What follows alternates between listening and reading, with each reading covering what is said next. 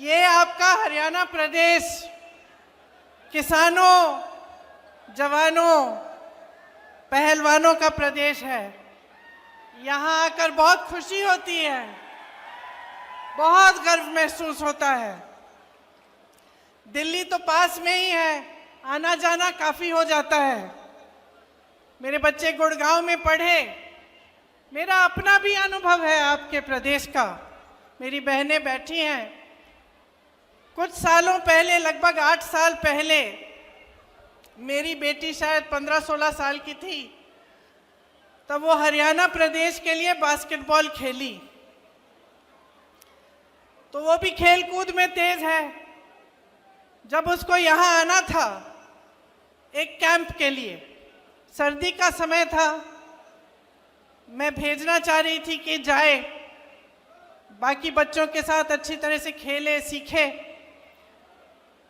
तो मैंने कहा मैं छोड़ आती हूँ। मैं यहाँ आई, सोनेपत के पास एक जगह थी जहाँ पे स्कूल में एक कैंप था, कोचिंग का कैंप था।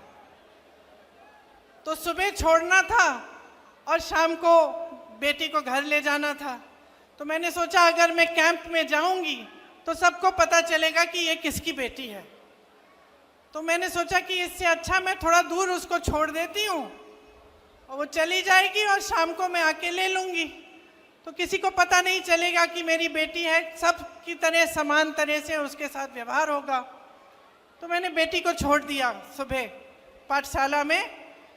यहाँ सोनेपत के पास एक सरकारी पाठशाला थी शायद, और मैंने सुरक्षा कर्मियों को कहा कि अपनी गाड़ी हम किसी खेत के पास लगा देते हैं, गाड़ी में रुक जाएंगे पूरे दिन। तो बैठी थी मैं गाड़ी में, कुछ 1-2 किलोमीटर दूर था पाठशाला से, और मैंने खेतों में देखा कि एक दादाजी खेत में काम कर रहे हैं। तो मैंने सुरक्षा कर्मियों को कहा आप यहीं ठहरो, मैं जाके ज़रा बात करती हूँ। मैं चली गई खेत में उनसे बात करने के लिए। उन्होंने मुझे पहचाना नहीं, सुरक्षा कर्मी दूर थे। बातचीत हुई, मैंने कहा मुझे सिखा दीजिए कटाई करना। कटाई कर रहे थे तो थोड़ा सिखाया मुझे, थोड़ी सी कटाई मैंने उनके साथ कर ली।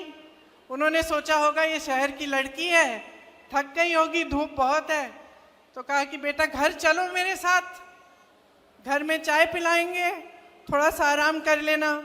मुझे भी लगा कि पूरे दिन इंतज़ार करना है, तो चलो इन्हीं के घर चले जाती हूँ, दादू जी के साथ चली जाऊँगी, वहीं बैठ जाऊँगी, पूरा दिन इंतज़ार करना है मुझे। तो दादू के साथ मैं घर चली गई। मुझे घर ले गए अपने।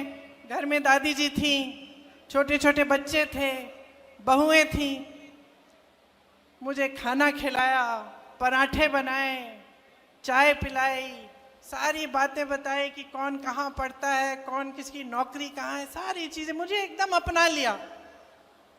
मतलब अभी अभी मिले थे, मुझे जानते नहीं थे, अपने परिवार समान घर ले गए, अपनाया। मुझे भी बहुत अच्छा लगा, खूब बातें हुई कि किस तरह से क्या करते हैं, क्या होता है, अपना जीवन कैसे गुजारते हैं। तभी 4-5 घंटे बीत गए, मुझे पता भी नहीं चला। 4-5 घंटों बाद उनका बेटा घर आया। अब इत्तेफाक से उनके बेटे ने रायबरेली में काम किया था, तो मुझे देखते ही पहचान लिया और कहा कि आप तो प्रियंका हैं। तो अब मैंने कहा नहीं था, मैंने कुछ कहा नहीं था उनको, तो मुझे भी अचानक मुझे लगा, मैंने कहा हाँ। तो फिर तो सबने और भी गले लगाया, और फिर दादी जी की बात की, पिताजी की बात की, और हमारी एक दोस्ती हो गई। देखिए 8 से 10 साल बीत गए हैं। जब जब मेरी रैली आसपास लगती है तो उनका बेटा मनोज कभी कभी दादू जी को ले आते हैं मेरे से मिलने, कभी कभी मेरे घर भी आते हैं। जब जब मेरे घर आए तब कभी खाली हाथ नहीं आए, गन्ना लाए, घी लाए, बच्चों के लिए कुछ ना कुछ लाए, कपड़े लाए।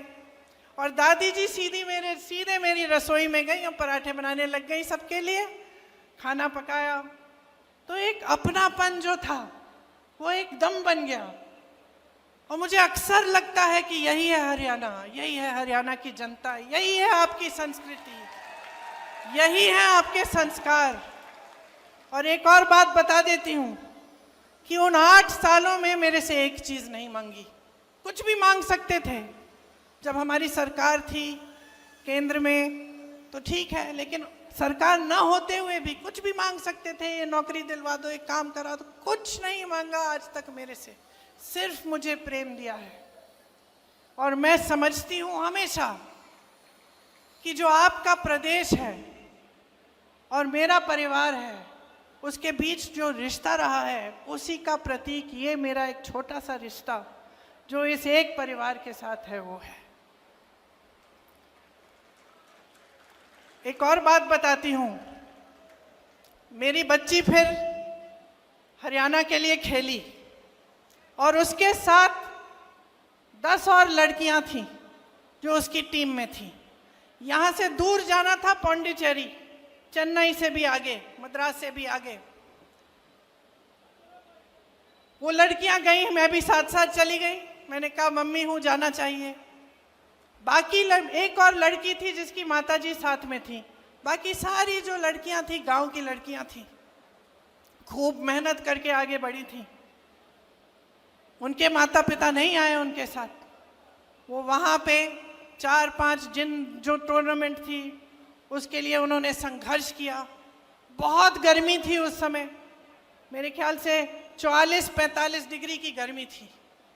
और जो मेरी बेटी की टीम की कैप्टन थी उसका नाम रितिका था। छोटी सी लड़की थी, विनेश की तरह, तुम्हारी तरह छोटे बाल थे उसके। 102 बुखार था उस लड़की को, लेकिन वो खेलती रही, रुकी नहीं। डांट खाई उसने अपने कोच से। टीम को जिताने के लिए उसने इतना परिश्रम किया। मेरी बेटी घर आके मुझे कहती है, माँ 102 बुखार था उसको, अगर मुझे बुखार होता तो तुम घर ले आती, बोलती कि ले जाओ अभी नहीं खेलना है। वो अकेली थी, वो लड़ी, संघर्ष किया उसने।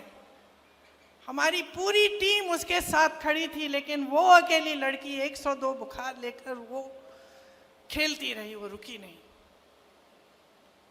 तो मैं समझती हूँ कि हर लड़की, हरियाणा की हर लड़की के दिल में ये आग है। हर बेटी ने संघर्ष किया है अपने अपने तरह से। आप सब बड़ा करते हो, पालते हो, पोसते हो, किसी कैंप में भेजते हो, स्पोर्ट्स के लिए भेजते हो, आगे बढ़ाने के लिए आप संघर्ष करते हो, भरोसे के साथ भेजते हो।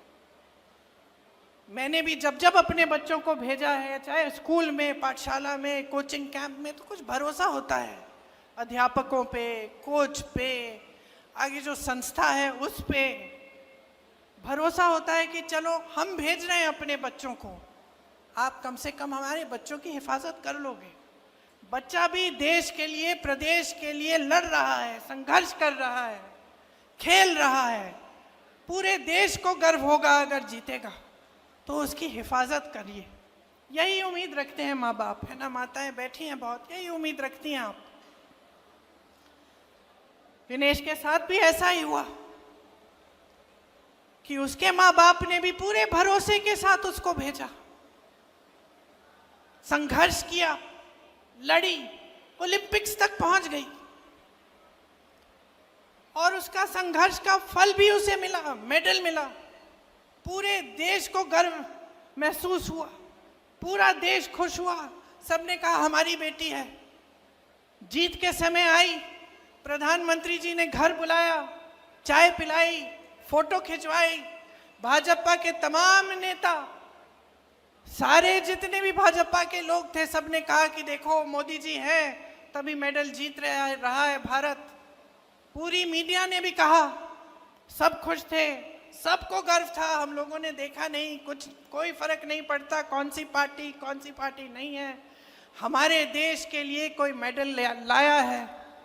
और इतना संघर्ष करके हमारी लड़कियां, हमारी बहनें गई हैं, हम सबको गर्व महसूस हुआ। लेकिन फिर क्या हुआ? वो भरोसा तोड़ा गया।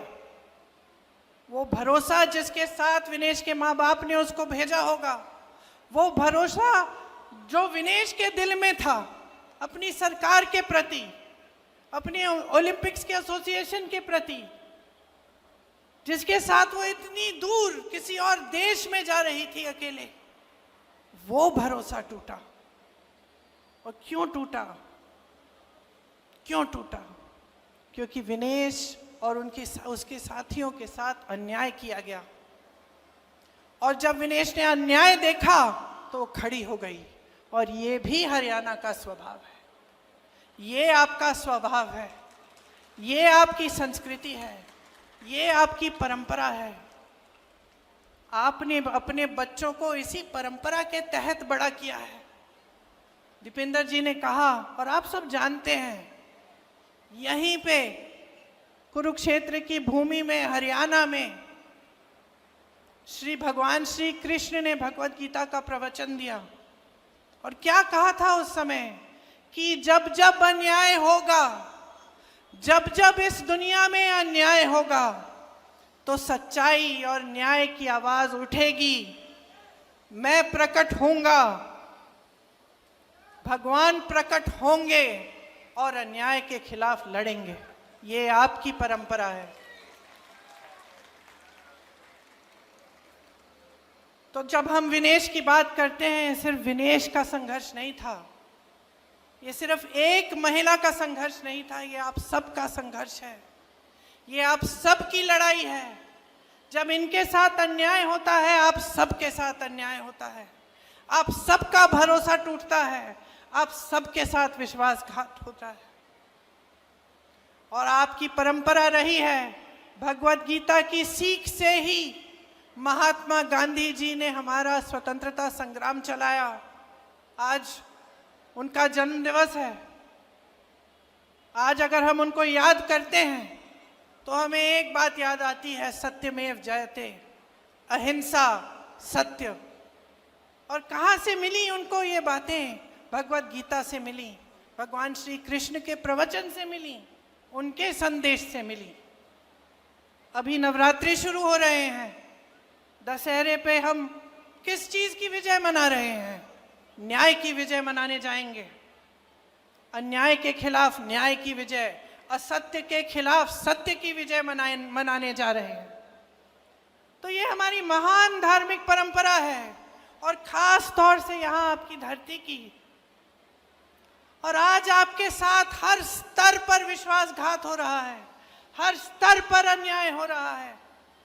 मैंने कहा, किसानों की धरती है, जवानों की धरती है, पहलवानों की धरती है।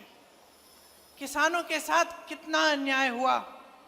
3 काले कानून लाने वाले मोदी जी अपने घर से तब 5 मिनट के लिए बाहर नहीं आ पाए, जब आप महीनों से उनके दरवाजे के पास कुछ ही किलोमीटर दूर दिल्ली के बॉर्डर पे खड़े हुए उनसे न्याय मांग रहे थे।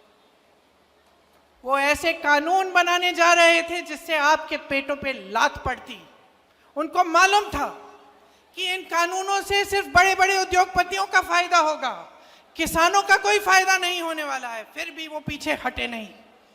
आपने संघर्ष किया, बैठे रहे महीनों के लिए, आप पे लठ चलाया गया, आपको मारा पीटा गया, 750 किसान शहीद हुए। ये हिले नहीं। हिले तब जब उत्तर प्रदेश का विधानसभा का चुनाव आया, जिसका जिक्र आपने किया दीपेंद्र जी। जब चुनाव आया तब हिले। तब इनको लगा कि अब चुनाव में मुश्किल हो जाएगी, ये 3 काले कानून हम वापस ले लेते हैं। तो किसानों के साथ इन्होंने सरासर अन्याय किया। एमएसपी की बात करते हैं और फिर उन उपजों पर एमएसपी देते हैं जो आप यहाँ पे उगाते ही नहीं हैं। कहते हैं हमने 24 ऐसी चीजें हैं जिन पे 24 फसल है जिन पे हमने एमएसपी दिया है, उसमें से 10 तो आप उगाते ही नहीं हैं यहाँ हरियाणा में। तो किसको बेवकूफ बना रहे हैं? पूरा देश देख रहा है, देश की जनता देख रही है। आपने कहा कि रोजगार के मामले में हरियाणा सबसे पीछे है। रोजगार बनाएंगे कहां जब इन्होंने सब अडानी और अंबानी को दे दिया है? सारी चीजें जो है, सारी जमीन, सारे उद्योग, सारे बंदरगाह, सारे हवाई अड्डे, सब कुछ बड़े बड़े उद्योगपतियों को दे दिया है। तो रोजगार बनेंगे कहां से? जो आपके छोटे मोटे बिजनेस होते थे, जहां से रोजगार बनते थे, जो खेती किसानी थी, वहां से आज रोजगार नहीं बन सकते हैं।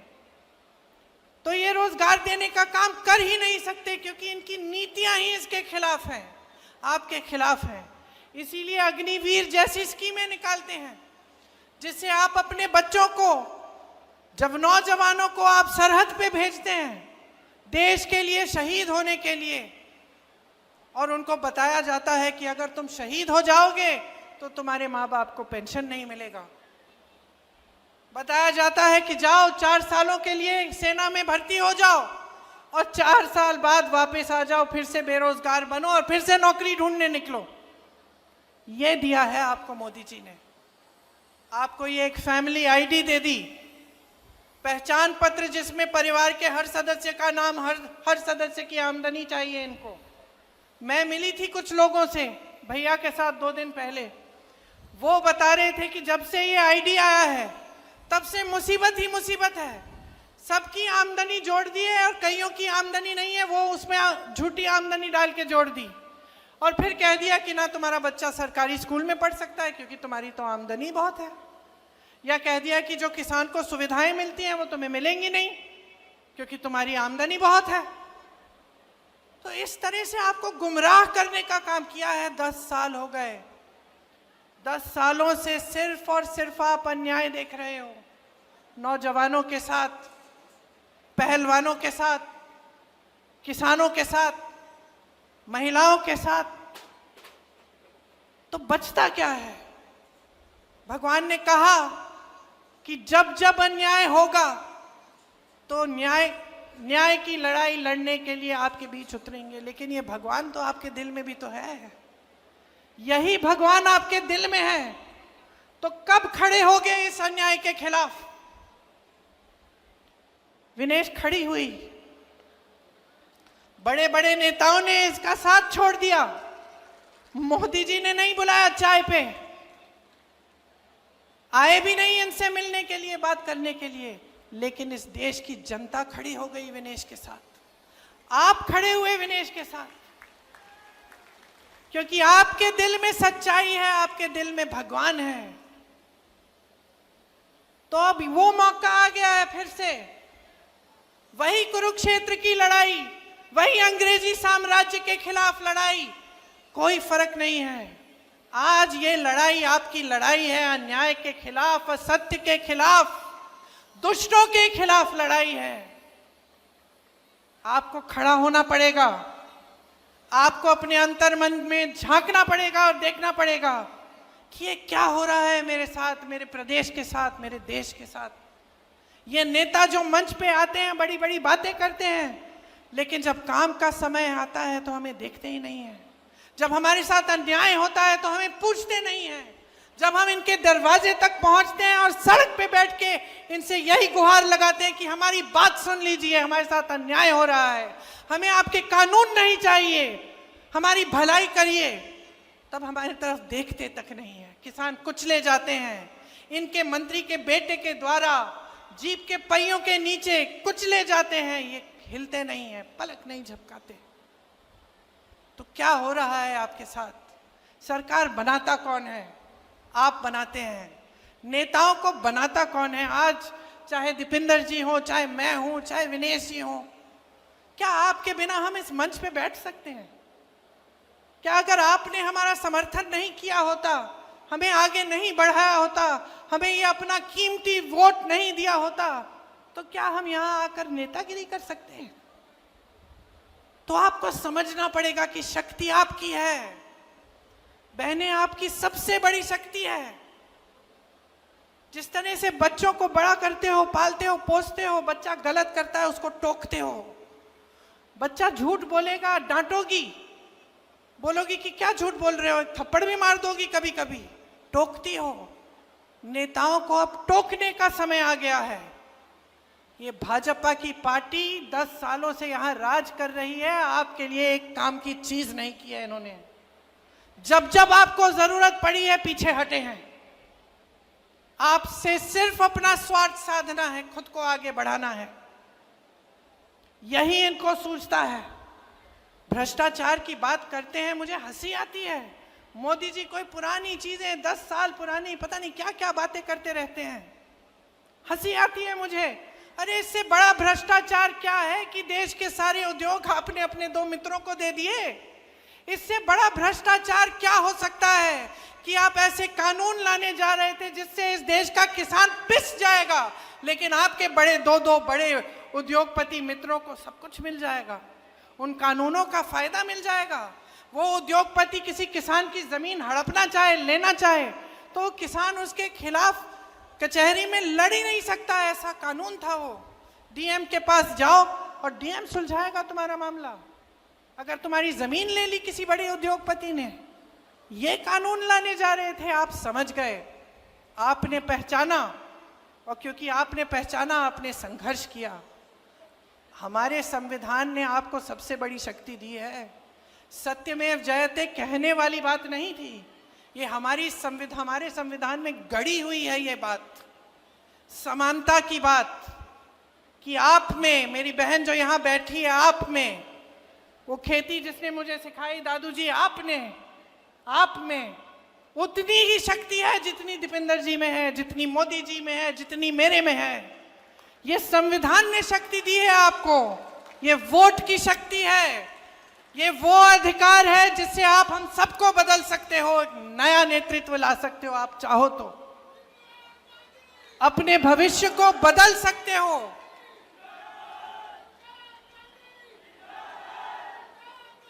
आपका भविष्य आपके हाथों में है, इस बात को आप गहराई से समझ लीजिए।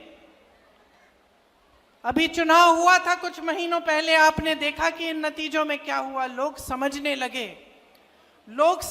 लगे कि ये बड़ी बड़ी बातें करते हैं, ये झूठ बोलते हैं, ये मंच पर आकर कुछ भी कह डालते हैं, लेकिन जब काम का समय होता है, जब न्याय का समय होता है, जब सच्चाई का समय होता है, तो ये दिखते तक नहीं है।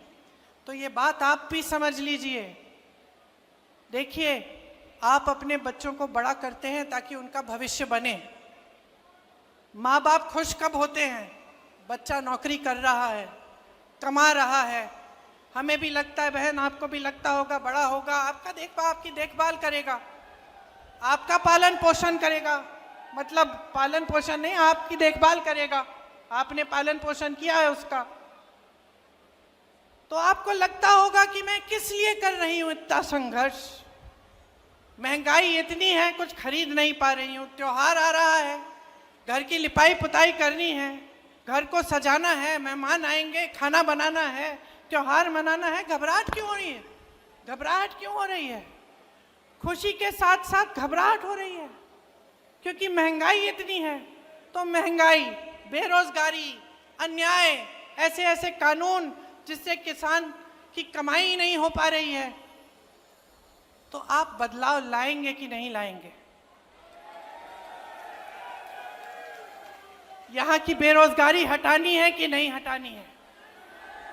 ये लोग भ्रष्टाचार की बात करते हैं, तमाम स्कैम तो इन्हीं के हैं। यहाँ पे एक पूरी लिस्ट बनी हुई है, देखिए, डाडम और यमुना खनन घोटाले, शराब घोटाला, मेट्रो रूट घोटाला, अमृत योजना, सफाई घोटाला, रजिस्ट्री घोटाला, धान खरीद घोटाला, रोडवे स्कीम का घोटाला, HSSC घोटाला, 30 पेपर लीक। बच्चे बड़े होते हैं, पढ़ाई करते हैं, आप मेहनत करते हो पढ़ाने के लिए, बेचारा भर्ती का पेपर देने के लिए ट्यूशन करता है, ट्यूशन के लिए आप कर्ज लेते हो, ट्यूशन करता है, पेपर देता है, पेपर लीक हो जाता है, भविष्य खत्म। अब इंतजार करो, भर्ती नहीं निकलती। अब उसको लगता है कि भाई भर्ती निकल जाएगी, आज नहीं तो कल, 1 महीने में, 2 महीने में, 6 महीने में, करते करते इंतजार करता है, भर्ती नहीं निकलती, बेरोजगार रहता है, कहीं और एप्लीकेशन नहीं देता, ये सोच के कि चलो मैंने पेपर कर लिया, कभी ना कभी तो निकलेगी। तो एकदम पूरी तरह से आपके भविष्य को बर्बाद करने का काम किया है, हर तरह से आपको पीस रखा है, आपको घेरा हुआ है।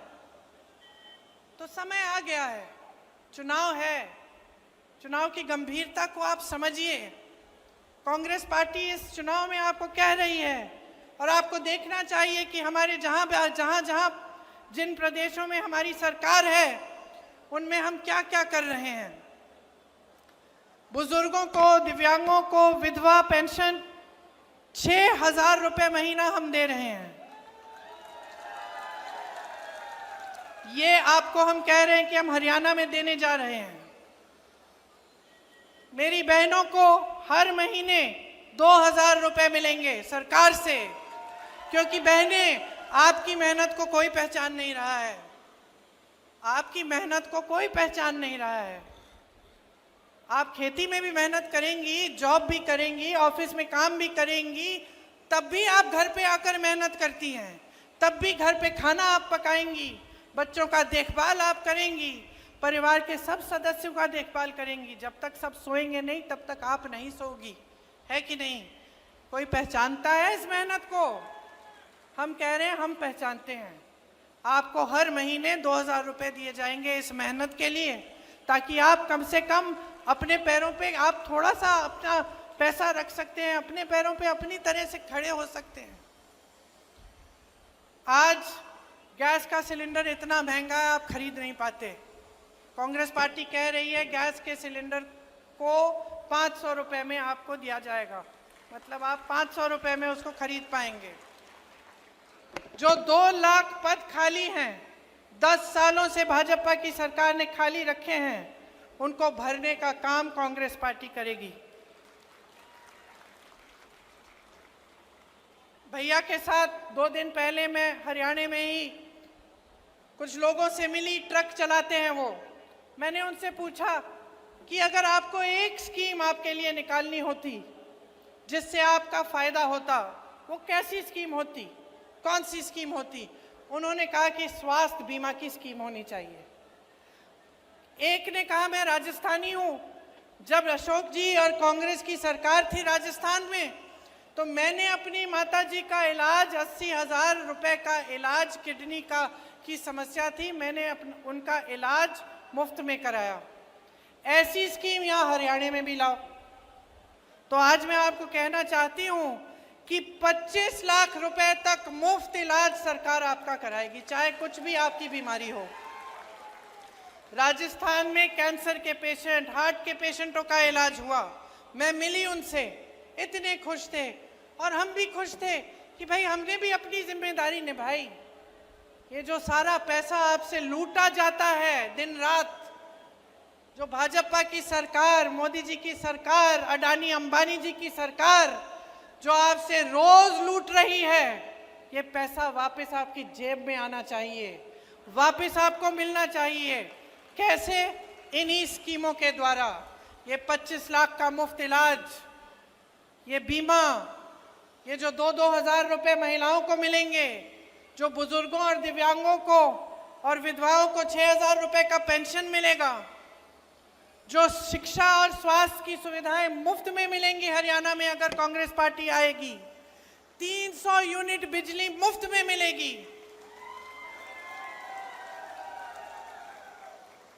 गरीब परिवारों को 100 गज का प्लॉट और 2 कमरे का मकान जो मिलेगा, ये सब आप ही के पैसों से जो आज आपसे लूटे जा रहे हैं, बड़े बड़े उद्योगपतियों को दिए जा रहे हैं, उन पैसों से आएगा ये पैसा, क्योंकि ये आपका पैसा है, आपकी जेब में जाना चाहिए।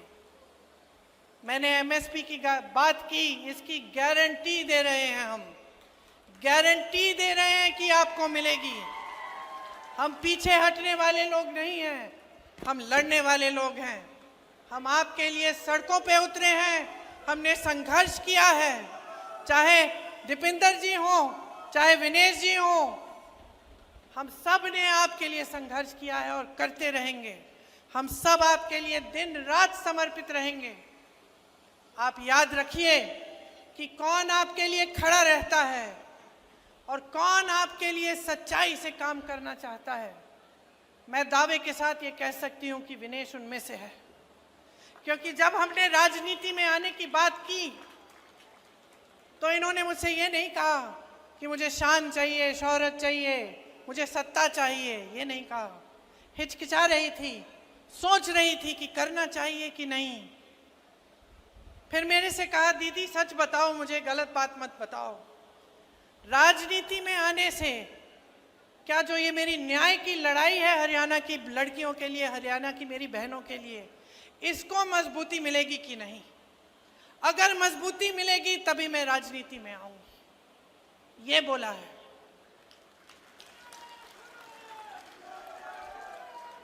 मैंने बोला विनेश मिलेगी, मजबूती मिलेगी, तुम्हें मिलेगी, तुम्हारी बहनों को मिलेगी, हरियाणा की एक एक लड़की को मिलेगी। और मैं अपनी बहनों से कहना चाहती हूँ, माताओं से कहना चाहती हूँ, हरियाणा की एक एक नौजवान लड़की से कहना चाहती हूँ, खड़े हो जाओ विनेश के साथ, खड़े हो जाओ इनके साथ। हिम्मत है इस लड़की में। इसने कहा कि ये टूट गई थी, लेकिन मैं जानती हूं ये टूटी नहीं, ये टूटी नहीं। इसको लग रहा था कि टूट जाएगी, लेकिन तब भी खड़ी हुई, ओलंपिक्स में गई, हराया, जापानी गोल्ड मेडलिस्ट को हराया। मैं और मेरी बेटी टीवी पे देख रहे थे, कूदने लग गए हम दोनों कि देखो हमारे देश के लिए क्या किया है, देखो इसके साथ कितना अन्याय हुआ। मोदी जी की पुलिस ने इसके बाल खींचे, इसको घसीटा, सड़क पे मारा, पीटा, लेकिन देखो तब भी झुकी नहीं, पीछे हटी नहीं, लड़ती रही, टूटी नहीं। ओलंपिक्स में गई और लड़ी हमारे लिए, और पूरा देश आज विनेश के साथ है, क्योंकि ये देश ही ऐसा देश है। इस देश का स्वभाव है कि ये देश सच्चाई को पहचानता है, सत्य को पहचानता है, न्याय चाहता है, और हमेशा यही लड़ाई इस देश के वासियों ने लड़ी है। तो आज इस चुनाव में मैं सिर्फ ये कहने आई हूं, अपनी लड़ाई लड़ो, हम सब साथ में लड़ेंगे। एक नई सरकार लाओ, भाजपा के एक एक नेता को दिखाओ कि ये असत्य, ये लूट, ये भ्रष्टाचार, ये सब नहीं चलेगा। आपको एक सरकार चाहिए जो आपके लिए दिन रात काम करके दिखाए। यही आपका संवैधानिक अधिकार है। इसीलिए महात्मा गांधी जी लड़े, शास्त्री जी लड़े, इसीलिए आज भी कांग्रेस पार्टी लड़ रही है। अगर मेरे भाई राहुल गांधी के साथ अन्याय नहीं होता, अगर उसने संघर्ष नहीं किया होता, अगर मेरे पिता की लाश वो घर नहीं लाता, तब उसमें ये हिम्मत नहीं होती कि वो 8000 किलोमीटर इस देश की एकता के लिए चलता। अगर विनेश के साथ अन्याय नहीं होता, तब शायद उसमें इतनी हिम्मत नहीं होती जितनी आज है। आपके साथ भी अन्याय हो रहा है, हिम्मत बनाओ, लड़ो, बदलो इस सरकार को, हटा दो इस भाजपा को। कांग्रेस की लहर आपके सम्मान की लहर है, पूरे हरियाणा में ये लहर छा गई है। वोटिंग के दिन कांग्रेस पार्टी को मजबूत बनाकर, विनेश को अपना वोट देकर आप अपने भविष्य को मजबूत बना रहे हो। आप सबने बहुत ध्यान से मेरी बातों को सुना, कुछ लंबा भी बोली मैं, तो आपको घर भी जाना पड़ेगा, अभी काफी समय से बैठी हैं। आपको बहुत बहुत धन्यवाद। और नवरात्रि के लिए, दशहरे के लिए मेरी तरफ से, मेरे परिवार की तरफ से बहुत बहुत शुभकामनाएं।